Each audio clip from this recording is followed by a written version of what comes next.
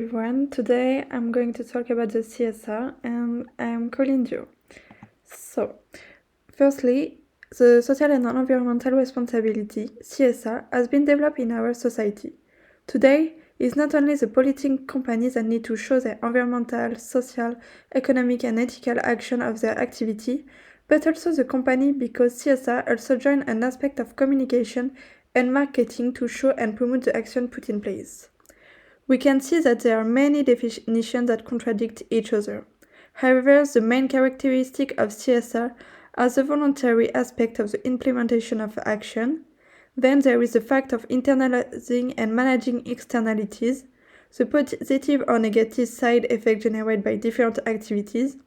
Then there is the extension of corporate responsibility to other groups such as consumers, employees, suppliers, and local communities. There is also the alignment of social and economic responsibilities, and therefore how companies can benefit economically from being socially responsible. Then, CSR is clearly about a set of business practice and strategy that address social issues and a set of values. This perspective and the values dimension of CSR explain why there is so much disagreement on the subject. Finally, there is the philanthropist aspect with the tendency to want to be the good of human. Next, we will look all the meaning and relevance of CSR in different organizational and national contexts. Indeed, the diversity of definition and perspective is because CSR is practiced in a wide range of different contexts. Firstly, CSR in the private sector is mainly applied in large companies. CSR is usually structured and formalized. Indeed, reports and actions of the company are often on the radar of society. On the contrary, concerning small enterprise, it is rather informal on how CSR is managed and so less visible, and it is based on trust and personal relationship, even if they have an important role to play. Now, CSR in the public sector, where the requirements imposed also apply to public organizations. They have social objectives and can strongly impact society. Therefore, the demand for responsible behavior is high and the use of tools increased. In addition to integrating CSR into their activity, they also play a promotion role.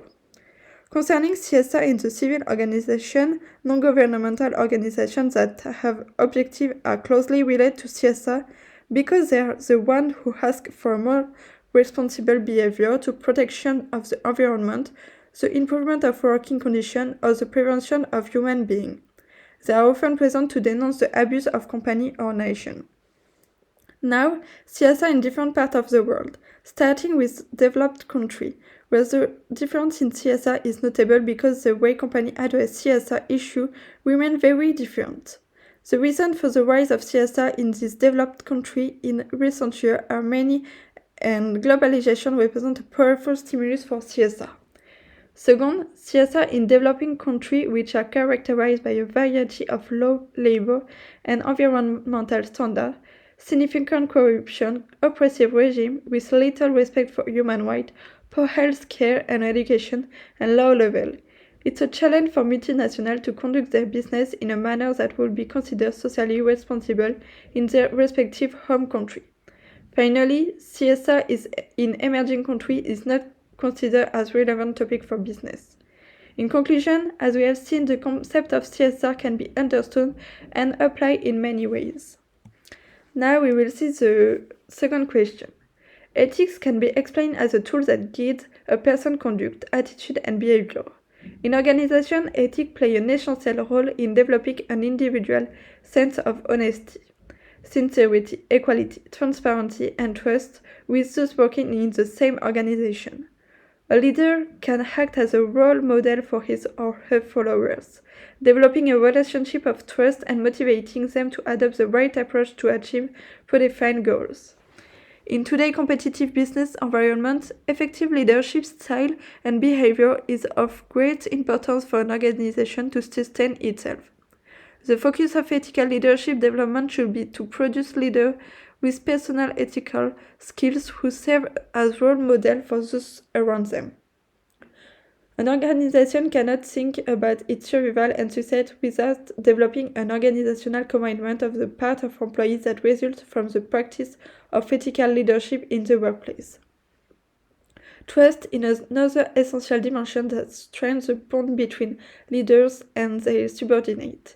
It reinforces employees' positive perception of their leaders, helps to develop their organizational commitment, and strengthens the sense of organizational identification.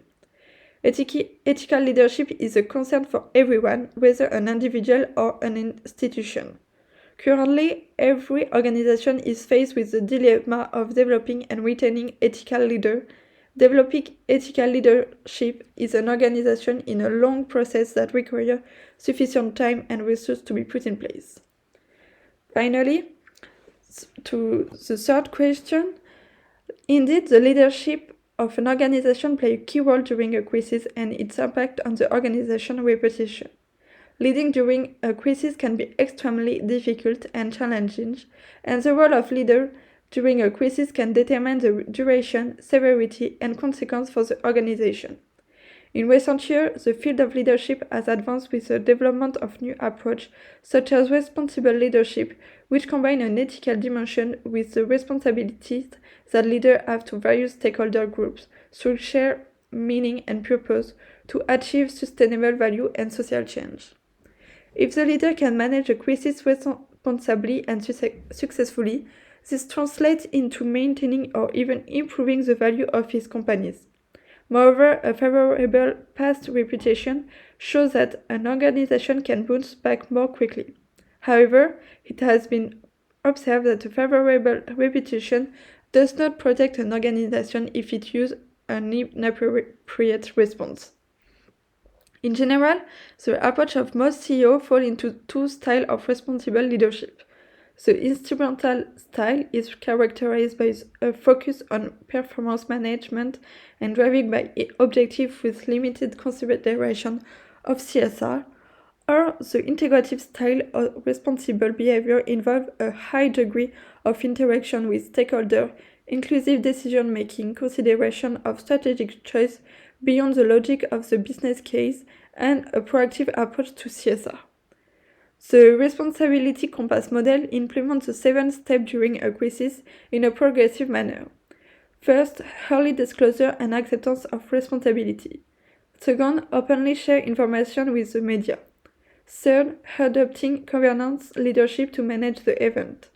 Then, reestablish trust, restructuring to be credible, demonstrate social concern, and apologize publicly. We can also add the emotional intelligence, which means the ability to build and cultivate sustainable and trusting relationships with stakeholders, and the ethical intelligence, the ability to recognize and reflect on one's own value, norm, interest, situation, behavior, and those of others from an ethical point of view to distinguish right from wrong. First, regarding the United Airlines case study, the crisis event was diffused quickly and it was necessary for the leader to accept responsibility. However, United Airlines blamed the passenger and made an impersonal with a lack of expression of sympathy and minimization of reality, and thus a refusal to accept responsibility. Afterwards, they made a sincere apology and took responsibility. They used relational intelligence. Mr. Munoz took personal responsibility for the intelligence and shared the airline failure to manage the accident. Secondly, regarding the Delta Airline case study, we can see that their response failed on several of the metrics. Indeed, no action was taken after 10 days. This shows that there was no importance given to this incident, with a lack of relational intelligence and no assumption of responsibility. They then settled the case with an indemnity and have very little communication with the media. No corrective measure to avoid that such an event happen again. Indeed, Delta CEO has shown no relational intelligence, no personal apology, and so recognition of responsibility. The learning opportunity provided by this incident could have been capitalized to empower staff to solve problems and strengthen responsible crisis management. To conclude, we can see the importance of relational intelligence. Thank you for your attention.